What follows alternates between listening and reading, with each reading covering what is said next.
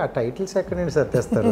అష్టాచమ్మ, అంతకుముందు ఆ తర్వాత అమీ తుమి ఇలాంటి పేర్లు పెట్టడం వల్ల కూడా ప్రేక్షకుల్లో ఒక యాంటిసిపేషన్ ఏంటంటే మంచి తెలుగు పేర్లు పెడతారు ఈయన అని. అంటే మీ బ్యానర్లో కానీ మీ దీంట్లో కానీ చేయాలని చాలా మంది అనుకుంటారు. బట్ మెయిన్లీ తనని ఎంచుకోవడానికి స్పెసిఫిక్గా రీజన్ ఉందా? ఆడియన్స్ పట్టించుకోడతాను. అంటే నేను ఆడియన్స్ కెమెరాకి ఎలా ప్లే చేయాలి, ఎలా పడేయాలి ఇదే ఉండదు. మీరు పెళ్లి చూపుల్లో అతని పాత్రకి, F2లో అతను చేసిన సపోర్టింగ్ క్యారెక్టర్, కోర్టు మూవీ, తర్వాత కోర్టుకి, మీరు ఏ ఒక్క సినిమాకి ఇంకో సినిమాకి మాత్రం పొంతన ఉండదు. ఏమిటి అతను ప్రతి పాత్రకి ఏది చెయ్యాలో అది చేస్తాడు తప్ప తను పాత్ర చేస్తున్న ఫీలింగ్ తీసుకురాడు. ఒక పర్టికులర్ టైంలో బ్రహ్మానందం గారు అంటే ఎంత ఇష్టమో ఈ పర్టికులర్ ఉన్న జనరేషన్ కి వెన్నెల కిషోర్ గారు ఎక్కడ స్లో అవ్వాలి, ఎక్కడ స్పీడ్ అవ్వాలి, ఎక్కడ గమనం పెరగాలి, ప్రతి సీను హరీడ్గా ఉందని. అది కొంతమంది రివ్యూవర్స్ కూడా అది అలవాటు అయిపోయి లాగ్ వచ్చింది అంటుంటారు. లాగ్ కాదు అది. ఇప్పుడు ఈ సినిమాలో సెకండ్ హాఫ్లో చెప్ప ఒక స్పీడ్ నడిచి సడన్గా తండ్రి వెళ్ళి హీరోయిన్ తండ్రితో మాట్లాడే సీన్ ఒకటి ఉంటుంది. అది క్వైట్గా ఉండాలి. అక్కడ ఎలా పరిగెడతారు వాళ్ళు? సార్ క్షమించండి సార్, తప్పు లేదమ్మా, ఇది మాట్లాడుకోవాలి. ఒక విషయం ఉంది కాబట్టి తర్వాత సీన్ పడుతుంది. అంటే ఇది డ్రాప్ అయింది అంటే నీ కాన్సన్ట్రేషన్ ఉండట్లేదు జనాలకి. దే వాంట్ కామెడీ అంటే ఓ joke joke joke joke joke అలా ఉండదు రైటింగ్. స్టోరీ రైటింగ్ అలా ఉండదు. జోకులు వాట్సాప్లో రీల్లో తిప్పొచ్చు మీరు జోకులు, కథలో అలా ఉండదుగా. 90ల వరకు ఇప్పుడు శివ సినిమా ఎంత సైలెంట్ ఉంటుందండి, చాలా బ్యాక్గ్రౌండ్ స్కోర్ ఉండదు. విరగబడి చూసాం కదా సినిమాలో. కథకి నిర్వచనం ఏంటి ఇప్పుడు ఈ రోజుల్లో సగం మంది తెలియదు, అసలు ఎవరు చెప్పలేరు. చాలా మంది అంటుంటారు మీరు రైటరే కదండి, కథలండి మీకు రోజు ఐడియాలు వస్తాయి, మీకు నచ్చిన కథ రాయండి, ఒక 5 పేజీలు కథ రాయండి అంటే చదివేవాడికి ఇంట్రెస్ట్ కలగాలి. మళ్ళీ నీకేదో నచ్చింది కాదు, మరి నువ్వు కథ రాసి ఎదురువాడికి ఇస్తావుగా, వాడు ఇంట్రెస్ట్ కలగాలిగా. నచ్చింది సినిమా తీస్తే వాడు చూడాలిగా. ఊరికే ఈ స్టోరీలో సెకండ్ హాఫ్లో ల్యాగులు ఉన్నాయి, ఫస్ట్ హాఫ్లో ఇది ఉందని రాయడం చాలా తెలియక నేను చూసి దీనిలో ఇది పండలేదు, డైలాగులు ఇంకొంచెం బలంగా ఉంటే బాగుండేది. ఇవన్నీ నేను అనొచ్చు. ఒక కథనం, ఒక 10 డైలాగులు రాయండి మీరు, అప్పుడు తెలుస్తుంది ఛాలెంజ్. మీరు ఫస్ట్ ఆయన చూసిన అష్టాచమ్మలో నాని గారిని, ఇప్పుడు నాని గారికి ఏమైనా డిఫరెంట్ అండి? లేదండి, ఒక నటుడికి ఎప్పుడు మూసలో ఉండకూడదండి. నాని నా విషయంలో నేను అప్రిషియేట్ చేస్తాను. ఎందుకంటే ఇప్పుడు లవర్ బాయ్ గానే నాకు సినిమాలు వస్తున్నాయి, అతను ఎప్పుడు కూర్చోాలా చట్టంలో, రిస్కులు తీసుకోవాలి. కమల్ హాసన్ గారు అలా చేసేవారు. చిరంజీవి గారు కూడా చాలా ఎక్స్పెరిమెంట్ చేశారు. చిరంజీవి గారు పీక్లో ఉన్నప్పుడు విశ్వనాథ్ గారితో సినిమాలు చేశారండి. ఆయన ఆపద్ బాంధవుడు చేశారు, స్వయం కృషి చేశారు, తర్వాత ముందర శుభలేఖ చేశారు. ఇంకోటి ఏంటంటే ఆ టైంలో ఏ కథ నచ్చితే ఆ కథ చేయబుద్ధి అవుతుందండి నటులకి. ఒక రూల్ పెట్టుకుని కూడా వెళ్ళలేరు. మీరు నెక్స్ట్ నానితో ప్లాన్ చేస్తే ఎలాంటి ప్లాన్ చేయాలనుకుంటున్నారు? ఇప్పుడు చెప్పి నానితో చేస్తే మాత్రం ఈసారి I want to do very very good romance. మీ జాతకం ముందు చూపించుకున్నారు సార్. సో నేనేమంటున్నానంటే నమ్మకం వ్యక్తిగతం, మూఢనమ్మకం ప్రమాదకరం.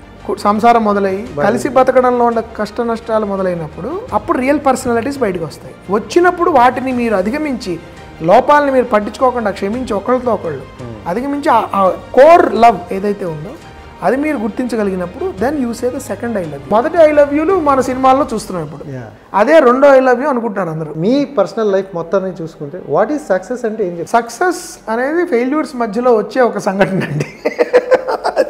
సందు ఎండ్లో దాక్కుని ఫెయిల్యూర్ ఉంటుందని మనం ఎప్పుడు గుర్తుపెట్టుకోవాలి. ప్రతి ఒక్కరి లైఫ్లో కూడా అప్ అండ్ డౌన్స్ అనేవి కావాలి. లైఫ్ నాకు మీరు మామూలుగా గుమాస్తా అండి, మీరు గుమాస్తా ప్రతిరోజు ఎంజాయ్ చేస్తాడు లైఫ్ని చేయడుగా. ఒకరోజు చాలా ఆనందంగా ఉంటుంది పని, ఒకరోజు బాస్ తిడతాడు, ఒకరోజు ఏదో భార్యతో దెబ్బలాడతాడు, ఏదో గొడవతో వస్తాడు, ఒకరోజు సైకిల్ మించి పడతాడు, ఇంకోరోజు ఎవరినో గుద్దుతాడు. Every life has failures. నీ కళ కంటే గొప్పవాడు అని ఎప్పుడు అనుకుంటావో అదే రోజు నీ పతనం ప్రారంభమవుతుంది. మా అమ్మగారితో నేను గడిపిన బాల్యం, మాకు మడత మంచాల మీద అన్నం పెడుతూ ఆవకాయ ముద్దలు పెడుతూ ఆవిడ కాశీ మజిలీ కథలు చెప్పేవారు.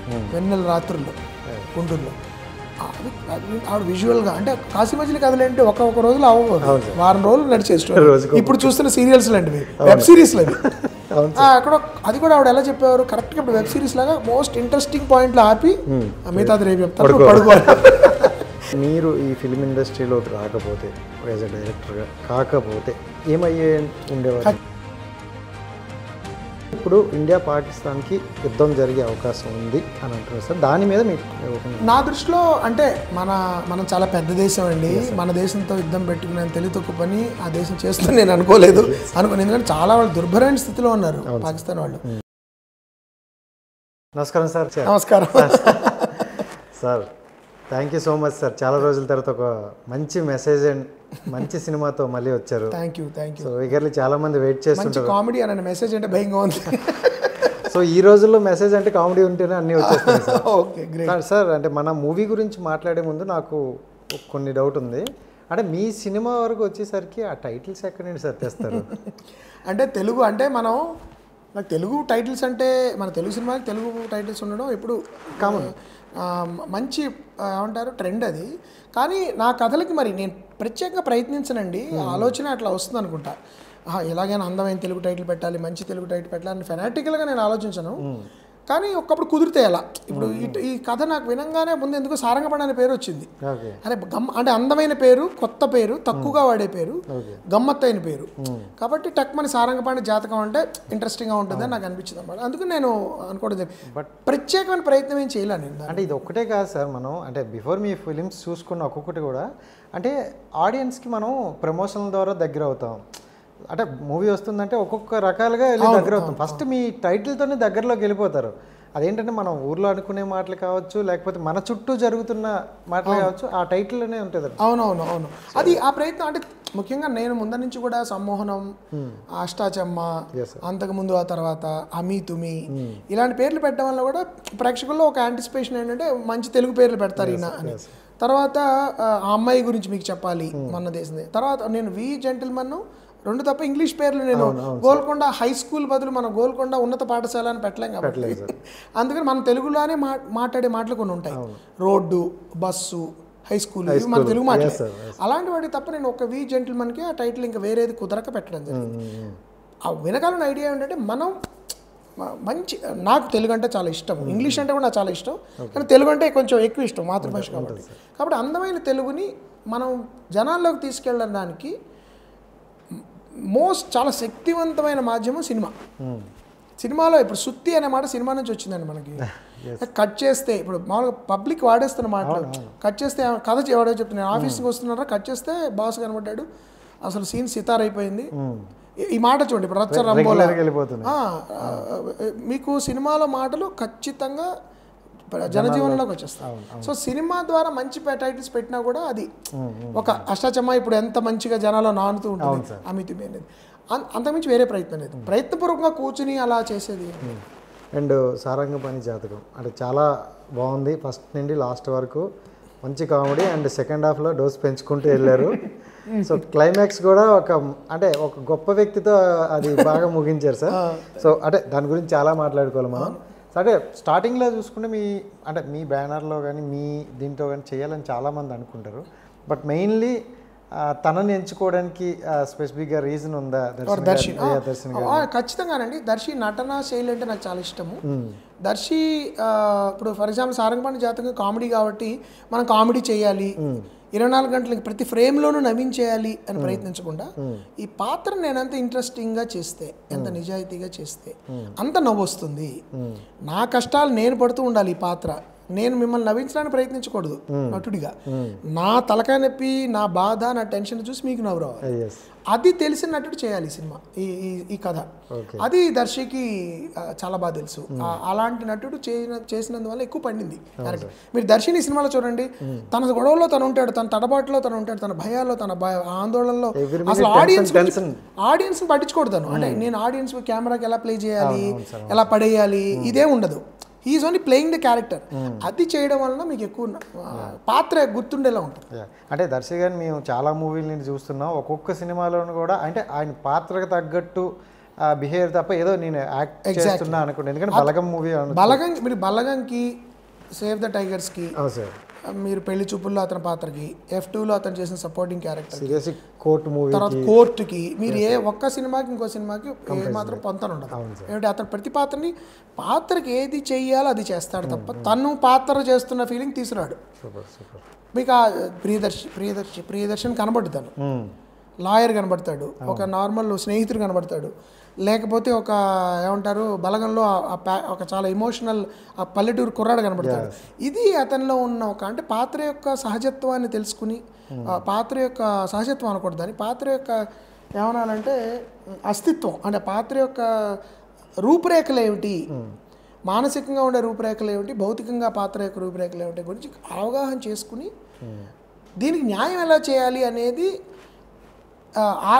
ఆడియన్స్ చేత ఊరికే చప్పట్లు కొట్టించుకోవాలని తపన కాకుండా ఎంత నిజాయితీగా చేయగలం అని ప్రయత్నిస్తాడు. అందులో నాకు నచ్చింది. Super sir. తన వంతు తనైతే చూపించేశారు. అంటే ఒక పర్టికులర్ టైంలో బ్రహ్మానందం గారు అంటే ఎంత ఇష్టమో ఈ పర్టికులర్ ఉన్న జనరేషన్కి వెన్నెల కిషోర్ గారు అంటే అంత ఇష్టం.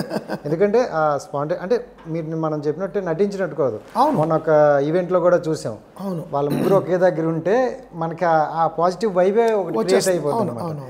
సో ఆయన్ని పిక్ చేసుకునేటప్పుడు ఆయన క్యారెక్టర్ని ఎందుకు పిక్ చేసుకుంటారు? ఎందుకంటే సేమ్ అండి, ఇప్పుడు కిషోర్ కేవలం స్క్రిప్ట్ని ఫాలో అవడమే కాకుండా తను చాలా విషయాలు యాడ్ చేస్తాడు. రెండు, తను కూడా దర్శిలానే కామెడీ, అతను కమెడియన్ అని పేరు కానీ తను ఎప్పుడు ఓవర్గా, అంటే కొన్ని సినిమాలు చేయిస్తే తప్పదు కానీ ఓవర్ కామెడీ చేయడు. ముఖ్యంగా క్యారెక్టర్ బేస్డ్ కామెడీ అంటే కిషోర్ కూడా చాలా ఇష్టం. అందుకని ఈ సినిమాలో కూడా తను క్యారెక్టర్ ప్లే చేశాడు. చందు అనే ఫ్రెండ్, హీరో ఏదో కష్టంలో ఉన్నాడు, బ్రదర్ ఆల్మోస్ట్ అన్నయ్య లాంటి వాడు, అటు తమ్ముడు లాంటి వాడు. వీటికి నేను ఏం సహాయం చేయాలి అనే తప్పల్లోంచి మనకు హాస్యం పుడుతూ ఉంటుంది. వాళ్ళిద్దరూ సెకండ్ హాఫ్కి వచ్చినప్పుడు వాళ్ళిద్దరు కొట్టుకుంటూ తనుకుంటూ ఉంటారు, ఏంట్రా అని తిట్టుకుంటారు ఒకళ్ళు. సెకండ్ హాఫ్ ఇంకా వేరే లెవెల్ సార్. ఇంకో పర్సన్ యాడ్ అయిన తర్వాత దానికి కిషోర్ మన హర్ష యాడ్ అవుతాడు. ఇంకా అదేమైందంటే అది మిక్స్ బికేమ్ వైల్డ్. అందుకని ఏమవుతుంది మనకి, అలాంటి ఒక నటుడు ఉన్నప్పుడు సీనియర్గా వీళ్ళందరూ ఇద్దరికంటే సీనియర్ ఎక్స్పీరియన్స్డ్ కామెడీలో అందవేసిన చెయ్యి అవడం వల్ల ఏమవుతుందంటే ఆ గ్యాంగ్ని లీడ్ చేసే ఒక యాక్టర్ కింద కిషోర్ ఉన్నాడు. ఒక దర్శిక్ కానీ లేకపోతే హర్ష కానీ ఇద్దరికి ఒక ఫాదర్ ఫిగర్, బ్రదర్ ఫిగర్ బయట. నేను చెప్పేది అన్న ఇలా చేద్దామా, ఈ సీన్ ఎలా చేద్దాం అన్నట్టు, లేదు ఇలా చేద్దాం అలా. ఈ విధమైన బాండింగ్ ఫ్రెండ్షిప్ చాలా ఉండేది వాళ్ళ మధ్య. అందుకని కిషోర్ నా దాదాపు జెంటిల్మెన్ తర్వాత దాదాపు అన్ని సినిమాల్లో ఉన్నాడు, ఒకటో రెండో మిస్ అయ్యి. So Kishore is like my favourite actor అనమాట. అంటే ఎటువంటి పాత్రనైనా అవలీలగా చేయగలడు. He will bring a lot of value addition to the character, ఊరికే మొక్కుబడిగా చేసి వెళ్ళిపోవడం కాకుండా. అందుకని కిషోర్ వాజ్ ఆటోమేటిక్ చాయిస్ నాకు. అంటే స్టార్టింగ్ నుండి చూసుకుంటే మనం ఇంటర్వెల్ వరకు హ్యాపీగా తీసుకెళ్తున్నారు. ఇంటర్వెల్ తర్వాత నుండి డోస్ కాస్త పెంచుకుంటూ వెళ్ళారు. అంటే మీరు యాజ్ ఎ డైరెక్టర్గా అప్పుడు స్టార్టింగ్ నుండి అనుకున్నారా ఈ ఇంటర్వెల్ వరకు ఇది చాలా? అంటే ఎప్పుడు మీరు ఇలాంటి సినిమాల్లో నేను స్ట్రక్చర్లో క్లినికల్గా ఉంటానండి. అంటే మీరు 17వ నిమిషానికి జరగాలి, ఓకే, ఎడిట్లో కూడా ఆపి ఒకళ్ళ 17 నిమిషంలో నేను జరగాలనుకుంటే 20వ నిమిషంలో జరుగుతుంటే ఇంకేం ట్రిమ్ చేయాలో చేసి 17కి తీసుకొస్తాను నేను దాన్ని. Super. That is how clinical I am some times with comedies especially.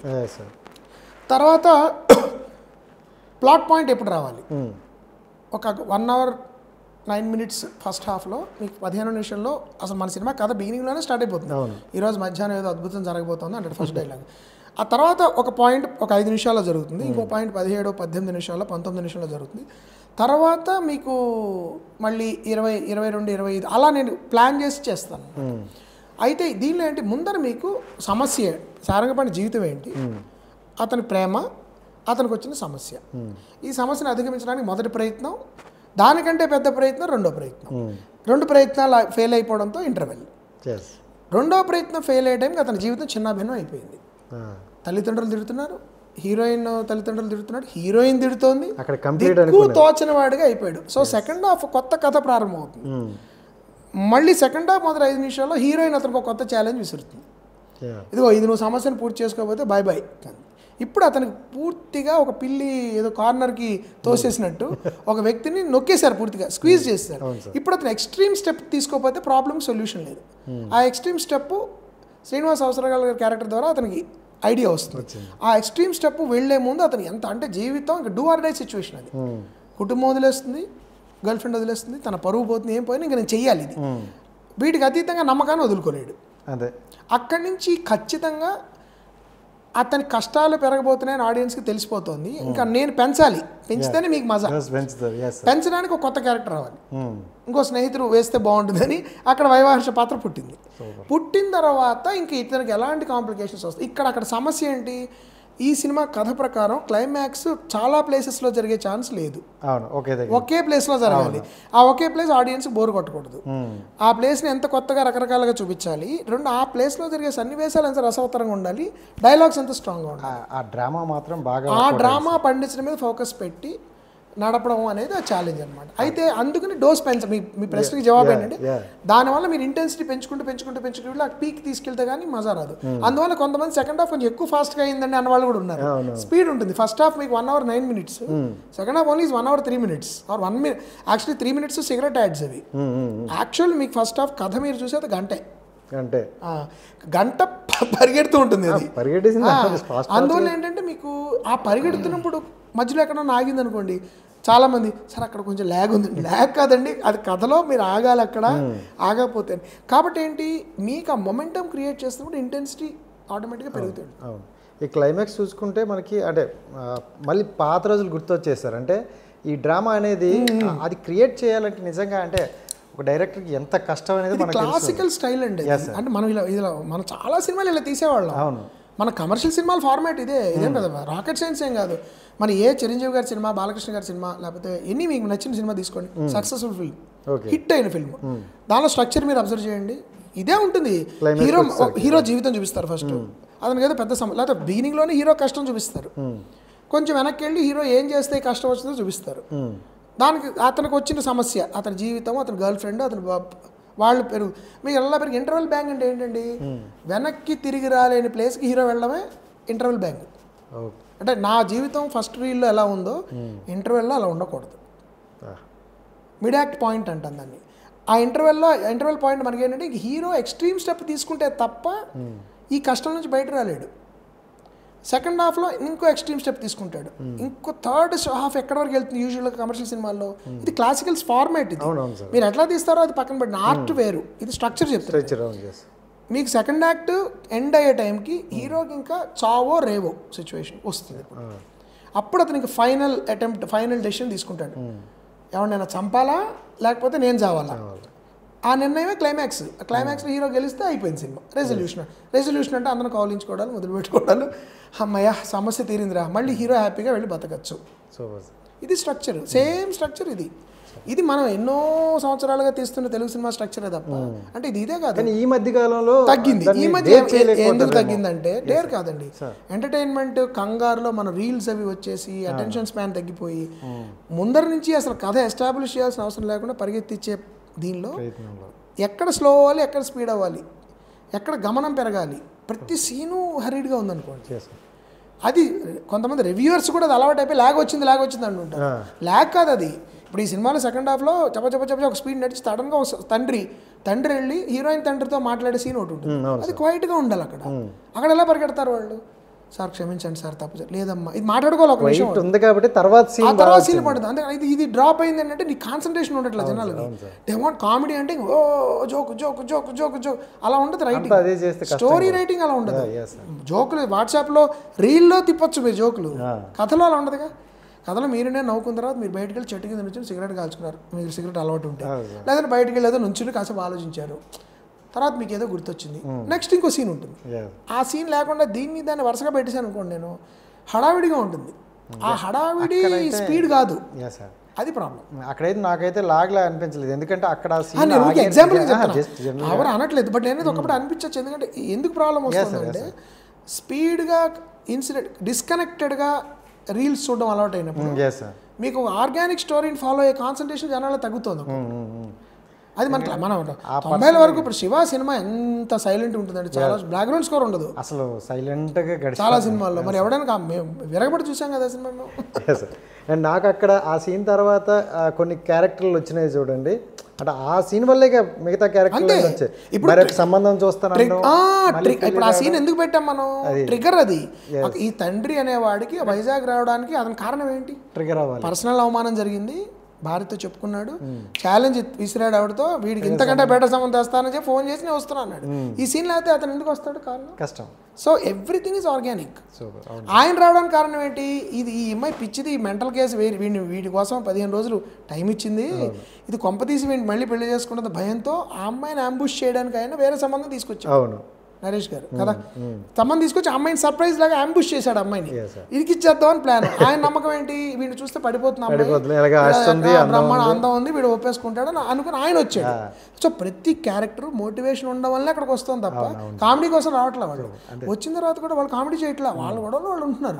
మీకు శ్రీనివాసరావు గారిని కూడా తీసుకొచ్చి ఆయన అందుకని అక్కడ శ్రీని ఆల్రెడీ సెటప్ ఏం చేసాం మనం, నేను అక్కడ ఉంటాను ఎందుకంటే నన్ను చేతులు చూడడానికి పిలిచారు అని చెప్పి అతను అక్కడ వచ్చి ఉన్నాడు.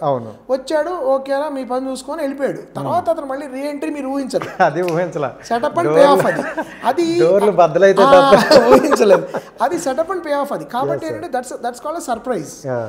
అయితే మీకేంటంటే అవన్నీ ముందర నుంచి మొక్కలు నాటుకుంటూ విత్తనాలు నాటుకుంటూ వస్తే మీకు పుష్పించాలి తర్వాత. అందుకని మీకు అది మీరు రెండోసారి మూడోసారి చూసినప్పుడు will be able to enjoy it. But frankly ఇది సంప్రదాయ సిద్ధమైన స్ట్రక్చర్. నేనేం కొత్త స్ట్రక్చర్ ఫాలో, నాకు చాలా ఇష్టమైన స్ట్రక్చర్. ఇప్పటివరకు క్లాసికల్ స్ట్రక్చర్లో సినిమా తీయడం చాలా కష్టం అండి. గిమ్ముకులు చేయడం ఈజీ, కథ చెప్పడం కష్టం. నేను ఒక ఛాలెంజ్ విసురుతున్నా మీ కథ అంటే ఏమిటి, ఎవరైనా ఒక పేరాలో రాయమనండి. కథకి నిర్వచనం ఏంటి? ఇప్పుడు ఈ రోజుల్లో సగం మంది తెలియదు, అసలు ఎవరు చెప్పలేరు. కథ అంటే ఏంటండి అని చెప్పండి. స్టోరీ అంటే ఏంటి? స్టోరీ బాగుంది అంటుంటారు కదా సినిమా. స్టోరీ అంటే ఏంటి? స్టోరీ అంటే మనకి స్టార్టింగ్ వాళ్ళు ఏం చెప్పాలనుకుంటారో అదంతా మనకి వివరిస్తూ, వివరిస్తే స్టోరీ అవుతుందిగా, వివరిస్తే అది వ్యాసం అవుతుంది. అంటే దానికి నిర్వచనం మనం ఎవరైనా ఇచ్చుకోవచ్చు. కానీ నేనంటే ఇప్పుడు మిమ్మల్ని ప్రశ్నించాలి, నేను కూడా డిఫైన్ చేయలేను ఇప్పుడు ఇమీడియట్గా. కానీ కథ అనేది ఎలా చెప్పాలి, చాలామంది అంటుంటారు మీరు రైటరే కదండి, కథలండి మీకు రోజు ఐడియాలు వస్తాయి. నేను ఛాలెంజ్ చేస్తాను, మీరు ఒక కథ బిగినింగ్ టిల్ ఎండ్ ఒక కథ రాయండి ఎప్పుడైనా సరదాగా. మీకు నచ్చిన కథ రాయండి, ఒక పేరా, ఒక 5 పేజీలు కథ రాయండి. అంటే చదివేవాడికి ఇంట్రెస్ట్ కలగాలి. మళ్ళీ నీకేదో నచ్చింది కాదు, మరి నువ్వు కథ రాసి ఎదురువాడికి ఇస్తావుగా, వాడికి ఇంట్రెస్ట్ కలగాలి. నచ్చింది సినిమా తీస్తే వాడు చూడాలిగా. ఊరికే ఈ స్టోరీలో సెకండ్ హాఫ్లో ల్యాగులు ఉన్నాయి, ఫస్ట్ హాఫ్లో ఇది ఉందని రాయడం చాలా తెలియక నేను చూసి అంతే కదా. దీనిలో ఇది పండలేదు, డైలాగులు ఇంకొంచెం బలంగా ఉంటే బాగుండేది, ఇవన్నీ నేను అనొచ్చు. విమర్శకుడికి ఆ సౌలభ్యం ఏంటంటే ఆల్రెడీ తీయబడింది, నేను చూసిన అభిప్రాయం చెప్తున్నాను అంతే. కానీ మీరు ఎప్పుడైనా కూర్చుని ఒక కథ, ఒక కథనం, ఒక 10 డైలాగులు రాయండి మీరు, అప్పుడు తెలుస్తుంది మీకు ఛాలెంజ్ అసలు. కాబట్టి స్ట్రక్చర్లో ముందర క్లాసికల్ స్ట్రక్చర్ని మాస్టర్ చేసి తర్వాత మీరు ఎన్ని రకాల ఎక్స్పెరిమెంట్లను చేసుకోండి. అది నా దృష్టిలో ఛాలెంజ్ ఈ రోజుల్లో. Super sir. And out of the box sir, అంటే నాని గారిని మనం చాలా సినిమాల నుండి మేము చూస్తున్నాం. మీకైతే ఒక 4 ఫిలిమ్స్ 3 ఫిలిమ్స్గా తెలుసు. అంటే స్టార్టింగ్ మనకి నాని గారు అనుకుంటే లవర్ బాయ్ అండ్ మంచి ఫ్యామిలీ మ్యాన్గా ఉండేవన్నమాట.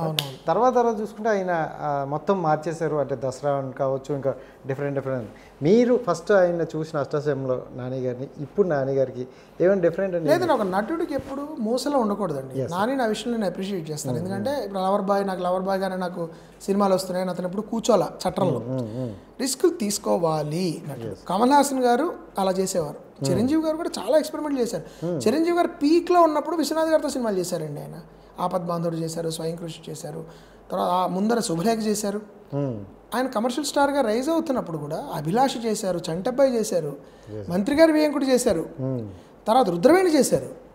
సో ఆ జనరేషన్ వాళ్ళకి ఏంటంటే మన మోసలో ఉండక వీలైనంత వరకు కమర్షియల్ సినిమాలు చేసుకుంటూనే మోసలో ఉండకూడదు మనము అనే ఒక ఇది ఉండేది. అలా నాని కూడా ఏం చేస్తాడంటే రిస్కులు తీసుకుంటున్నాడు. ఇప్పుడు మీకు దసరా ముందర Shyam Singha Roy romance, historical romance, అది టైం పీరియడ్ ఫిల్మ్. అది దసరా రగెడ్ ఫిల్మ్.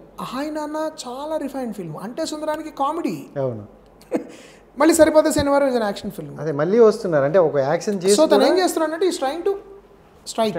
ఇంకోటి ఏంటంటే ఆ టైంలో ఏ కథ నచ్చితే ఆ కథ చేయబుద్ధి అవుతుందండి నటులకి. ఒక రూల్ పెట్టుకుని కూడా వెళ్ళలేరు. సపోజ్ నేను ఒక రొమాన్స్ చేశాను, మళ్ళీ నిజమైన అద్భుతమైన రొమాన్స్ వచ్చింది అనుకోండి, అదే చేసేస్తాను నేను రూల్గా. నో రొమాన్స్ తర్వాత నేను రొమాన్స్ చేయను అని నటులకి అయితే కుదరదు, దర్శకులకు కుదురుతుంది. ఇప్పుడు నేను ఈ కామెడీ తర్వాత ఇంకోటి చేయను అని నిర్ణయించుకోవచ్చు. ఎందుకంటే నాకు బోర్ కొడుతుంది, ప్రేక్షకులకు ఖచ్చితంగా బోర్ కొడుతుంది. ఈయన ఎంటరింగ్ అదే ఒకటే మోసలో తీస్తున్నాడు. నటుడికి ఆ ప్రాబ్లం ఉండదు, ఎందుకంటే నటుడు తను కొత్తగా ఆవిష్కరించుకోవచ్చు. నానికి ఆ టాలెంట్ ఉంది కాబట్టి, ఆ కాన్ఫిడెన్స్ ఉంది కాబట్టి. So Nani growth is very very good. And తను ఇలాగే కొనసాగితేనే ఎక్కువ కాలం చేయగలుగుతాడు సినిమా. ఇప్పుడు తను తర్వాత ఒక 60 ఏళ్ళు 70 ఏళ్ళు వచ్చిన తర్వాత కూడా నాని సినిమాగానే ఉంటుంది. అప్పుడేమో నాని ఒక 70 ఏళ్ళు సీరియల్ కిల్లర్ పాత్ర చేసినా జనాలు చూస్తారు, ఎందుకంటే నాని చేస్తున్నాడు అని. ఆల్రెడీ నాకు ఫిక్స్డ్ అంటే నాని ఏం చేసినా కొత్తగా చేస్తాడు. ఒక ముసలి వాడు అందరినీ చంపేస్తున్నాడు అనే పాత్ర నాని చేయొచ్చు 80 ఏళ్ళకు కూడా, ఎందుకంటే that is the image that he created. కాబట్టి ఐఎమ్ వెరీ ప్రౌడ్. సో మీరు నెక్స్ట్ నానితో ప్లాన్ చేస్తే ఎలాంటి ప్లాన్ చేయాలనుకుంటారు? ఇప్పుడే చెప్పారు. అంటే నేను ప్రస్తుతం నానితో చేస్తే మాత్రం ఈసారి I want to do very very good romance. I want to see Nani doing Hi Nanna లాంటి pure romance. I want to do love story. అంటే where about him in love with somebody, దానిలో ఉండే కష్టాలు. నాని నేను అలా అలా చూడాలని అంటే ఇప్పుడు తను చేసిన సినిమాలు మీ వెర్షన్ మనం చెప్తున్నాం. Paradise is looking crazy and అది ఏం చేస్తాడో అంటే వైల్డ్ ఒక గ్లిమ్స్ వదిలేడు. So what is going to do అనేది I'm really kicked up about it. But నేను బికాస్ ఐ డన్ ఒక action hard core action film చేశాము. Then I did Gentleman romantic thriller. తను ఇంట్రడ్యూస్ చేసిన Ashtachamma is a full length comedy. So నేను తనతో చేయింది pure romance చేయలే. మీకు అవసరాలు శ్రీనివాసరావు గారు అప్పటి నుండి శ్రీనివాసరావు కంటిన్యూ, కానీ ఈ దాంట్లో కొంచెం డిఫరెంట్ గా కనిపించారు, చాలా కొత్తగా ఉంటాడు కావచ్చు. అసలు లుక్ అండ్ ఫీల్ వేరేగా ఉంటుంది Srinivas. And performance of course is brilliant. మీరు సెలెక్ట్ చేసుకునే విధానం కూడా సార్, అంటే ఒక వ్యక్తిని జనాలు ఈ పాయింట్ ఆఫ్ నుంచి చూస్తున్నారు, బట్ మనం ఆ పాయింట్ ఆఫ్ మార్చాలి. ఈ సినిమాలో ముఖ్యంగా ఎవరు అంతమంది వేసిన పాత్రలాగా లేరు. అవును సార్. ఒక కిషోర్ ఫ్రెండ్స్ చాలా వేశాడు. కిషోర్ కొంచెం ఓకే, బట్ కిషోర్ కొంచెం వేరేగా ట్రై చేశాడు. హర్ష కొత్తగా ఉంటాడు. భరణి గారు చాలా కొత్తగా ఉంటారు. శ్రీనివాస్ అవసరాలు చాలా కొత్తగా ఉంటాడు. అది భరణి గారు ఆ పాత్ర వేయాలా వద్దా, అసలు ఆయన ఏజ్కి ఆయనకున్న డిగ్నిటీకి అలా చేయొచ్చా, ఇవన్నీ పెట్టి ఆయన లేదు మోహన్ నేను చేస్తాను. మీ మధ్య డిస్కషన్ అయ్యో చాలా డిస్కషన్, ఎందుకంటే అంటే చెప్తున్న ఆడియన్స్ లో ఎంజాయ్ చేశారు సార్. కానీ ఒకవేళ అది ఏమైనా జస్ట్ మిస్ఫైర్ అయితే పెద్ద రిస్క్. ఆయనకి భరణి గారి కొన్ని ఇమేజ్కి ఆయన మీద అది కన్విన్స్ అవ్వలేదు అనుకోండి, మొత్తం అభాస్పాలు అయిపోయేది. కానీ ఆయనకున్న కాన్ఫిడెన్స్ నాకు తెలుసు. ఒకసారి భరణి గారిలో ఉన్న గొప్ప క్వాలిటీ ఏంటో తెలుసా, ఆయనకి ఎంత పాత్ర నచ్చినా ఆయన సూట్ కాకపోతే నేను చేయనని చెప్తారు. సర్లే ఛాన్స్ వచ్చేసింది కదా మంచి క్యారెక్టర్ చేయరు ఆయన.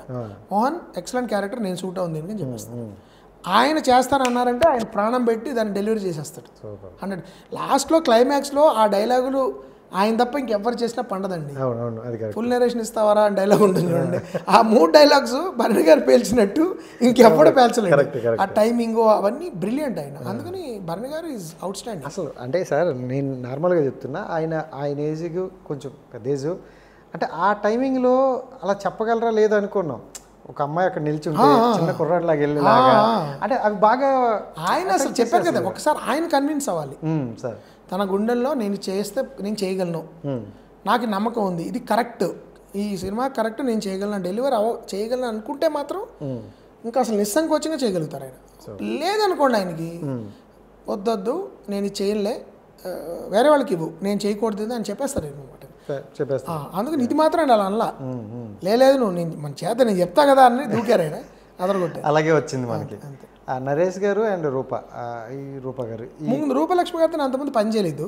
So it was a very good thing. Naresh గారు అంటే మాకు సంమోహనం తర్వాత నుంచి వీఆర్ లైక్ గ్రేట్ ఫ్రెండ్స్. వీళ్ళిద్దరు కపుల్స్ గా ఎలా మీరు జస్ట్ అంటే కొత్త నాకు మళ్ళీ ఎప్పుడు కొత్త కాంబినేషన్ చూస్తుంటాను నేను. కల్పలత గారు నాకు ఆ పుష్పాలో చూసినప్పటి నుంచి నాకు నచ్చారు ఆవిడ. తర్వాత 2-3 సినిమాలు చూశానండి ఆవిడ, చాలా కొత్తగా ఉంటారు ఆవిడ గొంతు మాట్లాడే విధానం చాలా వేరేగా ఉంటారు. అందుకని నేను కల్పలత గారు ఉండాలి. ముఖ్యంగా మీరు అబ్జర్వ్ చేస్తే వడ్లమాని కల్పలత గారు కొడుకులానే ఉంటాడు దర్శి, చూడండి పోలికలు వాళ్ళిద్దరు. దాని మీద జోక్ కూడా పెట్టానండి. అందుకని ముఖ్యంగా కల్పలత గారికి పుట్టిన అబ్బాయిలా ఉంటాడు దర్శి. అవునవును. అందుకని నేను అలా నాకు చాలా ముఖ్యం అది, పిల్లలు కొంచెం అలా ఉండాలి, పుట్టినట్టు ఉండాలి. అలా మీకు కరెక్ట్గా నరేష్ గారికి ఆవిడకి పుట్టినట్టు ఉంటుంది రూప. అంటే కొంచెం అంటే ఎలా ఉంటుందంటే ఏంటి అసలు వీళ్ళు అంటే మనకి మహేష్ బాబు గారిని తండ్రి కింద పెట్టాలంటే మహేష్ బాబు గారి తండ్రి కింద ఇప్పుడు ఒక కృష్ణ గారు అలా ఒక మీకు కనబడాలి. వీళ్ళ అబ్బాయి ఇతను అయ్యే ఛాన్స్ ఉంది అని అనిపించాలి కదా, అనిపించాలి. ఎవరో వేరే వాళ్ళు ముక్కుమోహన్ తెలియని వాళ్ళకి ఈయన ఎలా పుడతాడు ఇంత అందంగా ఉండే వ్యక్తి అని అనిపించకూడదు కదా. అలాంటి కారణాలు చూసుకుంటారండి, అలాంటి ఏమంటారు లాజిక్స్ అంటే కరెక్ట్ చూడగానే వీళ్ళ అబ్బాయి లేకపోతే వీళ్ళ అమ్మాయి కన్విన్స్ అయిపోవాలి. సో అలా కల్పలత గారు వడ్లమాని గారు అండ్ వీళ్ళిద్దరిని సెలెక్ట్ చేసుకోవడం జరిగింది, నరేష్ గారిని. ప్రాపర్గా వాళ్ళదైతే వాళ్ళు నిరూపించుకోవాలి. అలాగే ఇంకోటి ఇది ప్రేమ కథ, ఇది ఆల్సో కుటుంబ కథ. 2 కుటుంబాల మధ్యలో గొడవ ఇది, వాళ్ళ తల్లిదండ్రుల మధ్యలో కూడా గొడవ. వడ్లమాని గారికి పెద్ద స్టోరీ, దానిలో ఇంకో తండ్రి కూతురు మధ్యలో ఆల్ఫా మేల్ ఆ తండ్రి అదొక గొడవ ఉంది. ఆల్ఫా ఎక్కడి నుండి వచ్చింది అంటే బేసికలీ ఆండ్రూ టేట్ అని ఒక అతను ఆల్ఫా మేల్ అనే దీన్ని ప్రచారం చేశాడు. ఆల్ఫా మేల్ అంటే బేసికలీ జంతువుల్లో ప్యాక్గా జీవించే జంతువులు, అంటే గుంపులుగా జీవించే జంతువులు, తోడేళ్ళు. వాటిలో సాధారణంగా ఒక్క మగ తోడేలు లీడర్ కింద తను స్ట్రాంగ్ మేల్ అనమాట. మిగతా వాటిని అది కొంచెం డామినేట్ చేసి ఆల్ఫా మేల్ అంటే మేల్ అంటారు, అది డామినేట్ చేస్తుంది ప్యాక్ని, లీడర్ అయిపోతుంది. లీడర్ అన్నీ అది కంట్రోల్ చేస్తూ ఉంటుంది. ఆ కంట్రోల్ చేసిన మేల్కి మిగతా ఫీమేల్స్ ఆ మేల్ పంచం చేరతాయి, కానీ మిగతా వాడికి బలం లేదు కదా, వాటితోనే వాళ్ళు పిల్లలు కన్నా వాటెవర్ చేసి ఆ సింహాల్లో కూడా అది ఉంటుంది. ప్రైడ్, వాళ్ళు 2-3 శివంగులు, ఒక ఆల్ఫా మేల్ ఉంటుంది. జనరల్గా ఏమవుతుంది, ఒక ఆల్ఫా మేల్ వచ్చినప్పుడు ఆ ముసలి మేల్ని చంపేసి మామూలుగా రాజ్యాల కోసం చంపుకున్నట్టు, ఒక ప్రైడ్లో ఒక యంగ్ మేల్ వచ్చి ఓల్డ్ మేల్ని డామినేట్ చేయడం, బలం రాగానే వాడు చంపడం, లేకపోతే వాడు గ్రాడ్యువల్గా వాడిని వదిలేసి అబాండన్ చేసేస్తాడు, వీడు టేక్ ఓవర్ చేస్తాడు. రెండోది ఇది జంతువుల్లో ఉంటుంది. కానీ మనుషులు, మనం జంతువులు, మనం ఇవాల్వ్ అయ్యాం కదా, మనం జంతువులు కాదు కదా. మన సమాజం వేరు, మనం బతికే విధానం వేరు, మన హ్యూమన్ రిలేషన్స్ వేరు. ఆడవాళ్ళు చాలా స్ట్రాంగ్ పొజిషన్స్లో చదువుకుని బ్రహ్మాండంగా ఇండిపెండెంట్ అవుతున్న టైంలో ఆల్ఫా మేల్ కాన్సెప్ట్ నాకు సిల్లీగా ఉంటుంది నాకు. సో నాకు దాని మీద ఒక జోక్ వేసాను, కీడించి మేలించేవాడు మామూలు మేలు, కీడు మేలు రెండు తనేవాడు ఆల్ఫా మేలు. కాబట్టి it's a way of bringing your attention to some social issues. అంతమించుకెళ్ళేది ఏంటంటే అది ఒక భ్రమ. అది మగవాళ్ళల్లో అలా అందరూ, ఇప్పుడు నేను అందరికంటే స్ట్రాంగ్, ఈ ఊళ్ళో అందరు నన్నే పెళ్లి చేసుకోవాలి అని అదొక భ్రమ, అదొక ఒక ఒక అబ్సెషన్ నుంచి వచ్చే ఒక సిల్లీ హాల్యూసినేషన్, డెల్యూషన్. అది there is nothing like an alpha male. అంటే డామినెంట్ మేల్స్ ఉండొచ్చు, స్ట్రాంగ్ మేల్స్ ఉండొచ్చు, అసర్టివ్ మేల్స్ ఉండొచ్చు, దట్స్ డిఫరెంట్ థింగ్. అది పాజిటివ్ క్వాలిటీస్. ఇప్పుడు నేను ఉన్నాను, మీరున్నారు, మీకు ఏదో ఒక నమ్మకం ఉంది, ఆ నమ్మకాన్ని మీరు నేను చచ్చినా కాంప్రమైజ్ అవును అంటారు. That is not alpha male, that is character. Alpha male అంటే ఎవరిని నరిస్తే టంపేస్తా నరికేస్తా అని డామినేట్ చేయడానికి ట్రై చేస్తూ మిగతా వాళ్ళు ఎవరిని పైకి రానివ్వకుండా అన్ని కాలనైజ్ చేసేసి అనే ఒక దొంగ కేటగిరీ అది. సో దట్ ఈస్, అందుకే నేను I crack the joke on it. Super. So మొత్తానికి మీ జాతకం ముందు చూపించుకున్నారు సార్? నాకు జాతకాల మీద అంత నమ్మకం లేదండి, కానీ నాకు కొన్ని చెప్పినవి జరిగాయి. ఒకటి అంటే క్యాజువల్గా చెప్పినవి, చాలా జరగలేదు, అది కూడా ఉంది. అవి రెండు ఎక్కువ జరగనివే జరిగాయి, అంటే ఎక్కువ జరగనివే అయింది. 1-2 నా 32 ఏట మీరు సినిమా తీస్తారన్నారు, 32 ఏటే తీశాను. నాకు 2015లో ఒక యాక్సిడెంట్ జరుగుతుంది పలానా టైంలో అన్నారు, అయింది. అది కాకతాళీయంగా జరిగిందా లేకపోతే నాకు తెలియదు, కానీ చాలా విషయాలు నేను ఐటీలోకి వెళ్తాను కొంతమంది చెప్పారు, అది జరగలేదు. డాక్టర్ అవుతాను కొంతమంది చెప్పారు, జరగలేదు. సో ఇలాంటివన్నీ జరగవు. కాబట్టి నేను నమ్మకాన్ని నేను ప్రశ్నించాను. నమ్మకం అనేది ఇర్రాషనల్ అండి, నమ్మకానికి ఎక్స్ప్లెనేషన్ లేదు. ఇప్పుడు నాకు పొద్దునే లేవగానే మా భార్య మొహం చూస్తే కానీ పని చేయబుద్దాం అనేది దానికి రేషనల్ ఏంటి, ఎక్స్ప్లెనేషన్ ఏంటి? ఎందుకంటే నాకు ఇష్టం, నాకు అది బలాన్ని ఇస్తుంది. లేకపోతే నాకు పొద్దునే లేవగానే తెల్ల రంగు చూడాలి, పొద్దున ఒక చెట్టుని చూడాలి, లేకపోతే నేను లేచేదో కాళ్ళకి, నాకు పొద్దునే లేవగానే వెళ్ళి మా అమ్మగారి కాళ్ళకి దాన్ని అని నాకు ఉందనుకోండి నమ్మకం. That is your faith. అలా పెట్టని వాళ్ళందరూ చచ్చిపోవట్లేదు, నాశనం అవ్వట్లేదు, పెట్టే వాళ్ళందరూ గొప్పవాళ్ళు అవ్వట్లేదు, కానీ మీ నమ్మకం మీది. సో నేనేమంటున్నానంటే నమ్మకం వ్యక్తిగతం, మూఢనమ్మకం ప్రమాదకరం. మూఢనమ్మకం ఎప్పుడైతే మిమ్మల్ని బలహీనుడి చేసి మీ జీవితాన్ని, మీ చుట్టుపక్కల ఉన్న వాళ్ళ జీవితాలు రసాభాస చేస్తుందో అది కరెక్ట్ కాదు. అది చెప్పడం ఈ సినిమా ఉద్దేశం. నమ్మకం మీరు దగ్గరలో పెట్టుకోండి, మీరు వాస్తు నమ్మండి, జాతకాన్ని నమ్మండి, మీకు బలాన్ని చేకూర్చేంత వరకు నో అబ్జెక్షన్స్.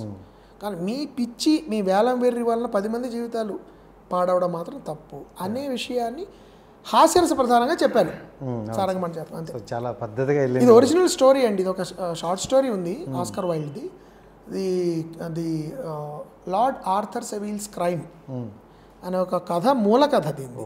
అందుకని క్రెడిట్స్లో నేను ఫస్ట్ వేసాను, ఇన్స్పైర్డ్ బై. దాన్ని తీసుకుని నేను దానికి ఫుల్గా అడాప్ట్ చేసి చాలా పాత్రలు, కొత్త కథ నేను కొంచెం చాలా కథ నేను 70% నేను యాడ్ చేశాను. సో అంటే ఇప్పుడు సినిమా అయితే అలా నడుచుకుంది, హ్యాపీ ఎండింగ్ ఇచ్చేశారు. Super sir. అంటే లవ్ స్టోరీలో చూసుకుంటే ఇప్పుడు మన పాత రోజుల్లో ఉన్న లవ్ స్టోరీస్కి ఇప్పుడున్న లవ్ స్టోరీకి చాలా చేంజెస్ వచ్చేసాయి. అవునండి. సో అంటే మీరు చాలా చూసుంటారు, మీ పర్సనల్ లైఫ్లో నుండి అని చూసుకుంటే వాట్ ఈజ్ లవ్ అంటే ఏం చెప్తారు? లవ్ ఈజ్ వర్క్ అండి. ఎవరో అయితే నేను చెప్పలేదు, ఇది ఒక సినిమాలో ఒక డైలాగ్. ఇది చాలామంది ప్రేమ ఒక టర్కిష్ పోయెట్ ఎవరో చెప్పారండి, మన జీవితంలో 2 సార్లు మనం ఐ లవ్ యూ అని మనం ఎవరికైనా మనం వ్యక్తపరచాలంటే, నేను నిన్ను ప్రేమిస్తున్నాను 2 సార్లు చెప్పాలి నిజమైన ప్రేమ ఉంటే. మొదటిసారి అట్రాక్షన్, అది ఒక అమ్మాయిని చూశారు, శారీరకంగా నచ్చింది, ఏదో కొన్ని లక్షణాలు నచ్చాయి, నవ్వితే నచ్చింది, బొగ్గలో సొట్టలు పడితే నచ్చింది, లేకపోతే ఆమె నడుస్తుంటే నచ్చింది, చేతులు వేళ్ళు చూస్తారు, ఇవన్నీ అయిపోయి మీరు అమ్మాయిని ప్రేమించేశారు, పెళ్లి చేసుకున్నారు. ఫిజికల్గా మీలో ఒక కాన్సమేషన్ అయింది, సెక్షువల్ రిలేషన్షిప్ ఏర్పడి అంతా అయిపోయిన తర్వాత ఇద్దరు మనుషుల్లోని అసలు రంగులు బయటపడడం మొదలెడతాయి. వాళ్ళలో ఉన్న లోపాలు, మీలో ఉన్న లోపాలు, మీ కోపం ఎక్కువ, మీకు ఏదో పేషెన్స్ తక్కువ, లేకపోతే ఆ అమ్మాయిలో ఏదో ఏదో చిన్న అమ్మాయి చేసే చిన్న పని ఇలా జుట్టు ఇలా అనుకుంటే మీకు నచ్చదు, ఇవన్నీ బయటపడతాయి. ఈ బయటపడిన తర్వాత వీటన్నిటిని అధిగమించి ఆ అమ్మాయిలో ఉన్న రియల్ పర్సనాలిటీని మీరు చూసి చెప్పేది రెండోది, అది జీవితాంతం ఉంటుంది. రెండోసారి మీరు చెప్పలేకపోయారా మీ ప్రేమ ఫెయిల్యూర్. అంటే ఫస్ట్ ప్రేమ అందరికీ జరిగిపోతుంది, అట్రాక్షన్ ఉంటుంది, కానీ వయసులో ఉన్న హార్మోనల్ పంపింగ్, అది హార్మోనల్ ఎక్సైట్మెంట్, అది దాటి అధిగమించి ఎప్పుడైతే మీరు నిజమైన మనుషులుగా ఒకళ్ళొకళ్ళు చూడడం మొదలెడతారో ఆ కోరిక తీరిపోయి ఫిజికల్ అట్రాక్షన్ తగ్గిపోయి మీరు ఎప్పుడైతే తగ్గదు బట్ అది సెకండరీ అయ్యి పిల్లలు పుట్టి బాధ్యతలు వచ్చి సంసారం మొదలయ్యి కలిసి బతకడంలో ఉన్న కష్ట నష్టాలు మొదలైనప్పుడు అప్పుడు రియల్ పర్సనాలిటీస్ బయటకు వస్తాయి. వచ్చినప్పుడు వాటిని మీరు అధిగమించి లోపాలని మీరు పట్టించుకోకుండా క్షమించి ఒకళ్ళతో ఒకళ్ళు అధిగమించి ఆ కోర్ లవ్ ఏదైతే ఉందో అది మీరు గుర్తించగలిగినప్పుడు then you say the second I love you, that is life lasting love అని చెప్పాడు ఆయన. నేను చెప్పింది కాదు, అంటే నేను మీకు ఎక్స్ప్లెయిన్ చేస్తాను. కాబట్టి మొదటి ఐ లవ్ యూలు మన సినిమాల్లో చూస్తున్నాం ఇప్పుడు, అదే రెండో ఐ లవ్ యూ అనుకుంటున్నారు అందరూ. ఆ భ్రమలోంచి బయటకు వచ్చినప్పుడు నిజమైన ప్రేమ ఉంటుంది. Super super sir. And sir first మూవీతోనే చాలా గొప్ప సినిమా తీశారని అందరూ చెప్పుకున్నారు. ఎన్నో అవార్డ్స్ 12 అవార్డ్స్ వచ్చాయి. అంటే ఫస్ట్ సినిమాతోనే అంత గొప్ప అవార్డ్స్ వచ్చేసరికి ఒక్కసారిగా ఒక మనిషికి పెరుగుతుంది అనమాట. అంటే వేరేది అనుకోకండి, అదే అహం పెరుగుతుంది, గర్వం పెరుగుతుంది, నేను ఏదైనా సాధించగలను, ఏదైనా చేస్తాను అని. అంటే చాలామందికి ఒక 10 సినిమాలు చేసిన తర్వాత వస్తే ఇవన్నీ చూసాం కదా అంటారు. ఫస్ట్ సినిమాతోనే మీకు ఇంత హ్యూజ్ సక్సెస్ వచ్చిన తర్వాత కూడా మీరు ఎక్కడ కూడా నాకు సక్సెస్ వచ్చింది అనే ఆ మార్క్ కనిపించకుండా ఇప్పటి వరకు కూడా అది రన్ చేస్తున్నారు సార్. సో నా క్వశ్చన్ ఏంటంటే మీ పర్సనల్ లైఫ్ మొత్తాన్ని చూసుకుంటే వాట్ ఈజ్ సక్సెస్ అంటే ఏం చెప్తారు? సక్సెస్ అనేది ఫెయిల్యూర్స్ మధ్యలో వచ్చే ఒక సంఘటన అండి. అది అందరూ గుర్తుపెట్టుకోవాలి. Success comes in between failures and success is transient. Success అంటే చాలా పెద్ద మాట అండి. అది ఇప్పుడు సినిమాలో 2 సక్సెస్లు ఉంటాయి, ఒకటి క్రియేటివ్ సక్సెస్, ఒకటి కమర్షియల్ సక్సెస్. నా క్రియేటివ్ సక్సెస్ అయిన సినిమాలంటే కమర్షియల్గా సక్సెస్ అవ్వక్కర్లా, కమర్షియల్ సక్సెస్ అయిన సినిమాలంటే క్రియేటివ్గా గొప్ప అవ్వక్కర్లా. చాలా కమర్షియల్లీ సక్సెస్ఫుల్ ఫిల్మ్స్ క్రియేటివ్గా గొప్పగా ఉండకపోవచ్చు. చాలామంది మీరు చాలా సినిమాలు వింటుంటే ఏ టాక్ బాగాలేదు కానీ కలెక్షన్స్ ఉన్నాయండి అంటారు, లేకపోతే సినిమా ఎందుకు చూస్తున్నారు అర్థం కావట్లేదు సార్ అంత హిట్ అయిపోయింది అంటారు. సో కమర్షియల్ సక్సెస్కి రకరకాల కారణాలు ఉంటాయి. రిలీజ్ టైం అవ్వచ్చు, లేకపోతే మూడ్ ఆఫ్ ద ఆడియన్స్ అవ్వచ్చు, లేకపోతే పబ్లిసిటీ ఊదరగొట్టడం అవ్వచ్చు, what ever it is. Creative success ఉన్నప్పుడు కమర్షియల్ సక్సెస్ లేకుండా కూడా ఉండొచ్చు. సో సక్సెస్ అనేది ఏంటంటే టాలెంట్కి ఫ్యాక్టర్స్ ఎలా ఉన్నా లేకపోయినా టాలెంట్ స్టడీ. ఇప్పుడు మీరు అద్భుతమైన కళాకారులు అనుకోండి, మీరు కట్టిగా పేదరికంలో ఉన్నా అత్యంత ధనవంతులైనా మీ కళ అంతే. కానీ సక్సెస్ మీరు కటిక పేదవాడికి ధనవంతుడిగా ఉన్నప్పుడు సక్సెస్ వేరు, మీరు కటిక దరిద్రుడిగా ఉన్నప్పుడు మీకు సక్సెస్ వస్తే మీకు అహంకారం వచ్చే ఛాన్స్ ఉంటుంది ఎక్కువ. డబ్బున్న వాడికి అసలు సక్సెస్ ఇర్రిలవెంట్ అయిపోతుంది, ఎందుకంటే వాడికి అవసరం లేదు. సో సక్సెస్ అనేది ట్రాన్షియంట్. సక్సెస్ దానికి ఎక్కువ కారణాలు ఉంటాయి. అంటే మీ చేతుల్లో కంట్రోల్లో లేని కారణాల వల్ల కూడా మీకు సక్సెస్ అవ్వచ్చు. కానీ సక్సెస్ సందు ఎండ్లో దాక్కుని ఫెయిల్యూర్ ఉంటుందని మనం ఎప్పుడు గుర్తుపెట్టుకోవాలి. విరాట్ కోహ్లీని తీసుకోండి సార్, ఎంత పాపం సఫర్ అయ్యాడు ఈ మధ్య, స్కోర్లు రావట్లా, ఆస్ట్రేలియన్ టూర్లో ఫెయిల్ అయ్యాడు, అందరూ ఎలా ట్రోల్ చేశారు ఆయన్ని. మరి మీరు ఏంటా నువ్వు పెద్ద అన్ని కోట్లు తీసుకుంటున్నావు, అంత క్రికెట్ రోజుకి 12 గంటలు ప్రాక్టీస్ చేస్తావు, ఎందుకు ఫెయిల్ అవుతున్నావు అంటే దట్ ఈజ్ ఇన్ఎక్స్ప్లికబుల్. ఇప్పుడు నేను ఇలా మాట్లాడుతున్నాను, ఇంత మాట్లాడుతున్నావు కదా, వరుసగా 100 days సినిమాలు ఎందుకు తీయట్లేదంటే అది వేరు ఇది వేరు. ప్రతి కళాకారుడు, ప్రతి ఆర్టిస్టు ఇంకా ఎంత బాగా చేయాలి అనే తపనలోంచి ఫెయిల్యూర్ అనేది వస్తుంది. ప్రతి ఒక్క లైఫ్లో కూడా అప్ అండ్ డౌన్స్ అనేవి లైఫ్. నాకు మీరు మామూలుగా గుమాస్తా అండి, మీరు గుమాస్తా ప్రతిరోజు ఎంజాయ్ చేస్తాడు లైఫ్ని చేయడుగా. ఒకరోజు చాలా ఆనందంగా ఉంటుంది పని, ఒకరోజు బాస్ తిడతాడు, ఒకరోజు ఏదో భార్యతో దెబ్బలాడతాడు, ఏదో గొడవతో వస్తాడు, ఒకరోజు సైకిల్ మించి పడతాడు, ఇంకోరోజు ఎవరినో గుద్దుతాడు. Every life has failures. Failure మధ్యలో వచ్చేది సక్సెస్. కాబట్టి సక్సెస్ అనేది ఫెయిల్యూర్ని మనం ప్రిపేర్ చేయగలగాలి. ఫెయిల్యూర్ని పాజిటివ్గా తీసుకుని మనం, ఫెయిల్యూర్ ఖచ్చితంగా మిమ్మల్ని కుదేలు పడేలా చేస్తుందండి. ఫెయిల్యూర్ లక్షణమే అది, మిమ్మల్ని కిందకి లాగడమే. భగవంతుడు అనేవాడు ఉంటే కనుక అది అలా డిజైన్ చేశాడు ఆయన. ఎక్కడైనా తలకెక్కిందా నెత్తి మీద పెడేలను కొట్టి వెధవా ఇది నీ లెవెల్, నీ స్థాయి గుర్తుపెట్టుకో అని ఒళ్ళు దగ్గర పెట్టుకోవడానికి ఫెయిల్యూర్. సో మా నాన్నగారు నాకు చాలా మంచి మాట చెప్పారు, నువ్వు నీ కళ కంటే గొప్పవాడు అని ఎప్పుడు అనుకుంటావో అదే రోజు నీ పతనం ప్రారంభమవుతుంది. ఎంత సక్సెస్ రాని, ఎంత డబ్బు రాని, ఎంత ఏమైనా వచ్చినా బీ హంబుల్. నీ నేల మీద 2 కాళ్ళు బలంగా ఉండాలి, గాలిలోకి ఎగరకూడదు. ఎప్పుడు నేర్చుకునే తపన ఉండాలి. చదువు ఉన్న వాళ్ళకి వాడు కులం మాది, ఎవడు చదువు ఉన్న వాళ్ళకి కాళ్ళకి దండం పెట్టు. వాడి కులం ఏంటి, అసలు కులం అవన్నీ అబద్ధాలు. ఓన్లీ ఎడ్యుకేషన్, ఓన్లీ జ్ఞానం. జ్ఞానాన్ని నేను మీకు 2000 కోట్ల రూపాయలు ఇస్తే మీరు ఘంటసాల పాడగలరా? లేదు. ఘంటసాల పాట పాడడానికి మీరు ఆయన డబ్బులు ఇవ్వగలరు, కానీ ఘంటసాలలో మీరు పాడలేరు. నేను మీకు ఇప్పుడు నాకు ఇవ్వండి ఎవరైనా 1000 కోట్లు నేను పాడగలనా? పాడలేను. So talent is non negotiable అండి. అది సక్సెస్ ఈజ్ నెగోషియబుల్. ఇప్పుడు మీరు ఈరోజు మీరు మారుతి కార్లో వెళ్తున్నారు, BMW వెళ్తే అమ్మ సక్సెస్ అయిపోయాడు అని మనకి అర్థం అవుతుంది. కానీ మారుతి కార్లో వెళ్ళేవాడు BMW వెళ్ళేవాడు కంటే గొప్ప టాలెంటెడ్ అవ్వచ్చు. అది గుర్తించడానికి మనకి టాలెంట్ ఉండాలి. కాబట్టి సక్సెస్ ఈజ్ ట్రాన్షియంట్, అంటే temporary. Failure is always waiting for you. ఎప్పటికీ సక్సెస్ను సరిగ్గా హ్యాండిల్ చేయలేకపోతే వచ్చేది ఫెయిల్యూర్. కానీ ప్రతి సక్సెస్ ముందు వెనక ఫెయిల్యూర్ ఎవరినైనా అడగని ఉంటుంది. కమర్షియల్ ఫెయిల్యూర్ లేకపోతే క్రియేటివ్ ఫెయిల్యూర్ ఉంటుంది. ఏదో ఒకటి ఉంటుంది. అండ్ మీ జర్నీ చూసుకుంటే మీరు నానమ్మ గారి కథలు వింటూ ఒక క్రియేటర్ అయ్యారు. అంటే ఆ రోజుల్లో ఏంటంటే ఆరు బయట కూర్చొని పెట్టి కొన్ని కథలు చెప్పేవారు. అంటే మా అమ్మమ్మ గారితో నేను గడిపిన బాల్యం సార్ గుంటూరులో. వాళ్ళ ఇంట్లో చక్కగా చెట్టు ఉండేది. ఆ చెట్టు కింద కూర్చుని మాకు మడత మంచాల మీద అన్నం పెడుతూ ఆవకాయ ముద్దలు పెడుతూ ఆవిడ కాశీ మజిలీ కథలు చెప్పేవారు. వెన్నెల రాత్రుల్లో గుంటూరులో. ఆవిడ విజువల్గా, అంటే కాశీ మజిలీ కథలు ఏంటి ఒక రోజులో అవ్వవు, వారం రోజులు నడిచేస్తారు. ఇప్పుడు చూస్తున్న సీరియల్స్ లాంటివి, వెబ్ సిరీస్లు అవి. అక్కడ అది కూడా ఆవిడ ఎలా చెప్పేవారు కరెక్ట్గా. ఇప్పుడు వెబ్ సిరీస్ లాగా మోస్ట్ ఇంట్రెస్టింగ్ పాయింట్లు ఆపి మిగతాది రేపు చెప్తారు, పడుకోవాలి.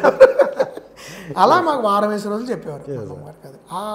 ఆ విజువల్ ఇంపాక్ట్ ఇప్పటికీ నాకు ఉంది సార్. అంటే మీరు ఈ ఫిల్మ్ ఇండస్ట్రీలోకి రాకపోతే, యాజ్ ఎ డైరెక్టర్గా కాకపోతే ఏమయ్యే ఉండేవారు? ఖచ్చితంగా నాకు టీచింగ్ అంటే చాలా ఇష్టం అండి సార్. మన వాళ్ళు ఒక బతకలేక బడి పంతులో ఉన్న మాట అంటూ ఉంటారా, చాలా తప్పది. అది అప్పట్లో నా దృష్టిలో ప్రపంచంలో అత్యంత కష్టమైన ఉద్యోగాల్లో టీచింగ్ ఒకటి. Doctors job, nurse job, police వాళ్ళ జాబ్, సైనికుడు, వీళ్ళు నిజమైన హీరో. రైతు, నా దృష్టిలో వీళ్ళు గొప్ప హీరోలు అండి నా లైఫ్లో. వాళ్ళలో ముఖ్యంగా ఎడ్యుకేటర్ లేకపోతే మన సమాజం లేదు. ఇప్పుడు మనం చూస్తున్న ప్రాబ్లమ్స్ అన్నిటికీ మూల కారణం నో ఎడ్యుకేషన్. సో నేను ఒకవేళ ఫిల్మ్ డైరెక్టర్ అవ్వకపోతే ఐదర్ జర్నలిస్ట్ ఇలాగా, reporter, or I wanted be a teacher or professor. And teacher అనే ఒక విత్తనం లేకపోతే ఏ డాక్టర్, ఏ ఇంజనీర్, ఏ అయినా ఎవరు లేరు. మీకు తల్లిదండ్రుల తర్వాత నెక్స్ట్ అందునే మన వాళ్ళు ఊరికే చెప్పలేదు కదా, మాతృదేవో పితృ ఆచార్య అని 3rd కేటగిరీలో ఆచార్యని పెట్టారు. తెలుగు తక్కువ వాళ్ళు కాదు రాసిన వాళ్ళు. ఇక్కడ తర్వాత మీకు నెక్స్ట్ టర్నింగ్ పాయింట్ టీచరే.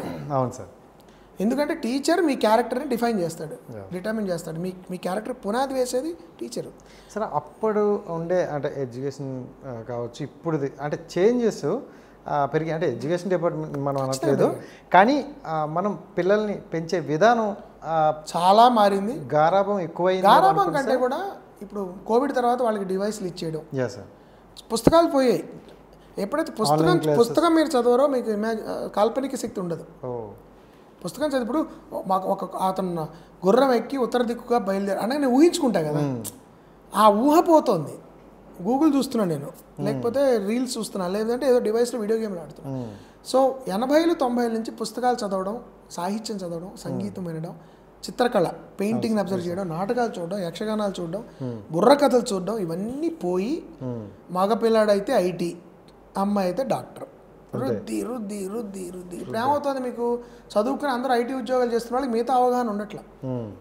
వాళ్ళకి పెళ్లిలో ప్రాబ్లమ్స్ వస్తే కౌన్సిలింగ్ అవసరం అవుతుంది. అంతకుముందు అమ్మా నాన్నలతో కూర్చొని సాల్వ్ చేసుకునేవారు ప్రాబ్లమ్స్. ఇప్పుడు మనకు సైకోథెరపీ, ఒక థెరపిస్ట్కి వెళ్ళి వాడికి 2000 రూపాయలు ఇవ్వాలి పర్ అవర్ ఇచ్చి చెప్పించుకోవాలి. కౌన్సిలింగ్ వారం వారం వెళ్తూ ఉండాలి. అదొక పెద్ద నువ్వేం వాడుతున్నావు, నేను వాడుతున్నావు, ఇట్లా అయిపోయింది పరిస్థితి. ఇదే కౌన్సిలింగ్ నాకు తెలిసి అంటే ఒక 20 years బ్యాక్ మన అమ్మలు చెప్పేవారు. మా అమ్మ ఏమైనా ప్రాబ్లమ్ వస్తే అమ్మమ్మని పిలిచి ఏమిటో ఇలా మాట్లాడుకునేవాళ్ళు. అసలు రోజు మాట్లాడుకునేవారు. ఇప్పుడు అది లేదు. సో చదువు లేదు, దాంతోపాటు వచ్చే కళల మీద అవగాహన లేదు.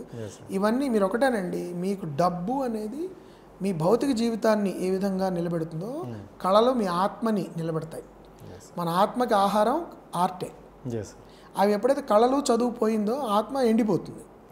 మీకు మన్ని బ్రహ్మాండంగా గుచ్చి బూట్లు కళ్ళజోళ్ళు పెట్టుకుని కారులో తిరగచ్చు, నేను లోపలంతా డొల్లా. అప్పుడు మీకు సమస్యలు వస్తాయి. కాబట్టి ఆ పిల్లల్ని పుస్తకాలు చదివించాలి, వాళ్ళ చేత మంచి మంచి సినిమాలు చూపించాలి, తర్వాత వాళ్ళతో కాన్స్టెంట్గా మాట్లాడుతూ ఉండాలి. రోజు కొంతకాలం టైం పెట్టుకుని వాళ్ళతో గడపాలి మనం. వాళ్ళకి వాళ్ళు ఏం చూస్తున్నారు, ఏం చూడట్లేదు, వాళ్ళు ఏ సందేహాలు అడిగినా మనం తీర్చాలి. ఇలా పెంచుకుంటూ వస్తే పిల్లల్ని పెంచడం కంటే డిఫికల్ట్ ఆర్ట్ ప్రపంచంలో లేదండి. కనేయడం చాలా ఈజీ, పెంచడం చాలా కష్టం పిల్లల్ని. అది పెంచడం బాధ్యతాయుతంగా పెంచితేనే తర్వాత వాళ్ళని మీరు స్ట్రాంగ్ ఇండివిజువల్స్ కింద తయారు చేయగలుగుతాం. అంతేగాని ఆయన రాసిన నన్ను అడిగి మా అమ్మ నాన్న కన్నారా, లేకపోతే నా పిల్లలే నన్ను అడిగి పుట్టారా, ఇలాంటి ఆర్గ్యుమెంట్లు ఇంకా ఇప్పుడు పనికిరావు. Sir thank you so much sir. And ఫైనల్గా అంటే ఇప్పుడున్నది మనకి అంటే మా చిన్నతప్పుడు మేము చూసింది ఏంటంటే యుద్ధాలు జరిగేవి, రాజులు రాజ్యాంగ యుద్ధాలు జరిగేవి, తర్వాత ఇండియా పాకిస్తాన్ యుద్ధాలు జరిగేవి అని విన్నాం సార్. ఇప్పుడు రీసెంట్గా జరుగుతున్న సిచ్యువేషన్స్లో మీరు చూసుకుంటే మన ఈ దాడులు, దాడులు, అటాక్లు వల్ల ఇండియాలో ఇప్పుడు ఇండియా పాకిస్తాన్కి యుద్ధం జరిగే అవకాశం ఉంది అని అంటున్నారు సార్. దాని మీద మీ నా దృష్టిలో అంటే మనం చాలా పెద్ద దేశం అండి. మన దేశంతో యుద్ధం పెట్టుకునే తెలివి తక్కువ పని ఆ దేశం చేస్తుందని నేను అనుకోలేదు. ఎందుకంటే చాలా వాళ్ళు దుర్భరమైన స్థితిలో ఉన్నారు పాకిస్తాన్ వాళ్ళు. ఇప్పుడు ఈ దుర్భరమైన స్థితిలో ఉన్న వాళ్ళు అలాంటి పనులు చేస్తారండి. ఎందుకంటే వాళ్ళకి ఎకనామికల్గా వాళ్ళకి దిక్కు దివాణం లేదు ఆ దేశానికి. కాబట్టి అక్కడ ఉన్న కొన్ని రోగ్ ఎలిమెంట్స్ చేస్తున్న పని ఇది. కాశ్మీరీ వాళ్ళు కూడా ఎంత మనం చూస్తున్నాం కదా, వాళ్ళు ఎంత దుఃఖపడుతున్నారో, ఎంత బాధపడుతున్నారో, మన ఎంత పాపం. వాళ్ళ ప్రాబ్లం ఏంటంటే నమ్మాలి వాళ్ళు. మనం ఎలా నమ్మించాలి, మేము అలాంటి అందరం అలా కాదని మనం ఎలా నమ్మాలో వాళ్ళకి అర్థం కావాలి. ఒకరి మీద నిందపడితే మొత్తం అందరికీ స్ప్రెడ్ అయిపోతుంది. ఇది మనం మైనారిటీకి వేరే దేశంలో ఉంటే మనకు అర్థం అవుతుంది. ఇప్పుడు అమెరికాలో ఉండగానే ఎప్పుడైనా ఒక ఇండియన్ ఏదైనా తప్పు చేశాడు అనుకోండి, అరే అందరు ఇండియన్స్ని పట్టుకుని వేసేయండి అని అమెరికన్ అంటే మనకి ఎలా ఉంటుంది? అలా అదొకటి అక్కడ. కానీ ఖచ్చితంగా దానికి స్ట్రాంగ్ రెస్పాన్స్ అయితే ఉండాలి. ఆ రెస్పాన్స్ గుడ్డిగా ఉండకూడదు, తెలివిగా ఉండాలి. ఇంకా చాలా సంవత్సరాలు అది వెళ్ళాలి ఆ ఇంపాక్ట్. ఊరికి ఆ టైంలో టమాటా ఇద్దని కాదు, వాళ్ళు కింద మోకాళ్ళ మీద పడాలి వాళ్ళు. అంటే అది మనం టాక్టికల్గా చేయాలి. మూర్ఖత్వంతో ఒక వర్గాన్ని మనం ఐడెంటిఫై చేసి వాళ్ళని టార్గెట్ చేయకూడదు. ఎందుకంటే అది చాలా డేంజరస్.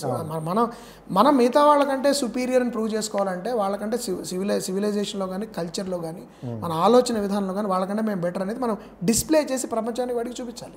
ఇప్పుడు ఆ వేలోనే వెళ్తుంది సార్. ఆ వేలోనే కరెక్ట్. అది అలా ఉంటేనే అరే మీరు రోగ్స్ అవ్వచ్చు, మేము మీలాంటి వాళ్ళం కాదు, కానీ మీరు చేసిన దానికి మేము ఎలాంటి పనిష్మెంట్ ఇస్తామంటే అది ఉండాలి, మూర్ఖంగా ఉండకూడదు. అది చేయాలి అని నేను కోరుకోను. కానీ చాలా సివియర్గా, ఎందుకంటే అది ఏంటంటే పాపం వెళ్ళిన ఎవరో వెళ్ళిన వాళ్ళని మీరు కాల్చడం అనేది ప్రొవోకేటివ్ యాక్ట్ అది. So you have to be careful. Knee jerk reactions ఉండకూడదు, but you have to be methodical and clinical. And ఏ సొల్యూషన్ మీరు చేసినా లాస్టింగ్ సొల్యూషన్ ఉండాలి. That is what I feel. Thank you so much sir. And ఫైనల్గా మీ నుండి next వచ్చే ప్రాజెక్టుల గురించి మాకు చెప్తే. ప్రస్తుతం ఏమీ క్లారిటీ లేదు, ఉన్నా కూడా నేను చెప్పలేని పరిస్థితి. కాబట్టి మేబీ 1-2 వీక్స్లో కానీ 1 మంత్లో వస్తుంది. మళ్ళీ మనం కలుస్తాం అయితే. తప్పకుండా. Thank you so much sir. Thank you so much. Wonderful to meet you.